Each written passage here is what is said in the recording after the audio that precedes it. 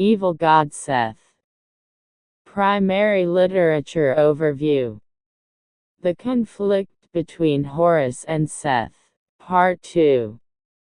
In his article, Newberry referenced an article by Seth that proposed a royal seal of the Third Dynasty King Yoser, that shows his Horus name of Neterikhet over the S12 hieroglyph for gold, could mean Neterikhet had conquered Seth of Ombos. He suggested that this is further evidence for the Horus-Seth war occurring at the end of the Second Dynasty, and that a translation, from the Rosetta Stone, which gives the meaning to the Golden Horus name as victorious over his enemies, agreeing with Seth's proposal. However, in the Golden Horus title, Hornblower proposed a new interpretation of the Golden Horus name of the kings of Egypt. Rather than the interpretation of Horus has conquered the Ombite proposed by Seth and Newberry, it could in fact be Horus and Seth the Ombite, as the two powers.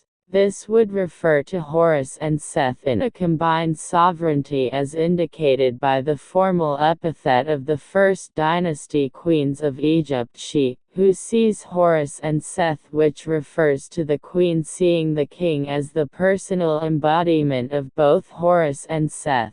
However, Gardner proposes that the title meant Horus of Gold until the Ptolemaic period, when the meaning changed to superior to his foes, symbolizing Horus being victorious over Seth, the Ombite. This would fit with the Ptolemaic view of Seth of a proscribed deity. Griffiths, however, proposed that the title should be read as Horus and the Ombite are powerful, or divine.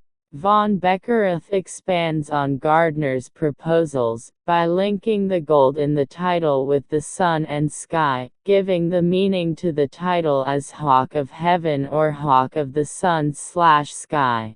Against this, Wilkinson proposed that the gold in the title is an expression of divinity, as the gods' bodies were made of gold, and that title represented Horus defeating Seth, so expressing the role of the king as the champion of Ma'at against the forces of chaos. A contrary argument is presented by Call, who proposes that the title has no link with Horus, but instead denotes the sun god Ra.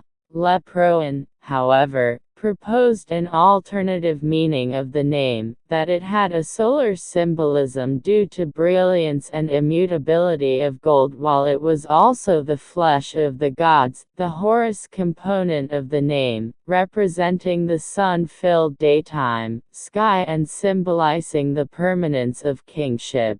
The Golden Horus name is an enigmatic and difficult title to put a definite meaning to. It is also possible that the title's meaning did change during the course of Egyptian history, but Hornblower's premise cannot be dismissed. The evidence presented in the works of Newberry and Griffiths would support the paradigm of a historic conflict and eventual reconciliation between the worshippers of Horus and Seth being assimilated into the developing religious beliefs of the ancient Egyptians.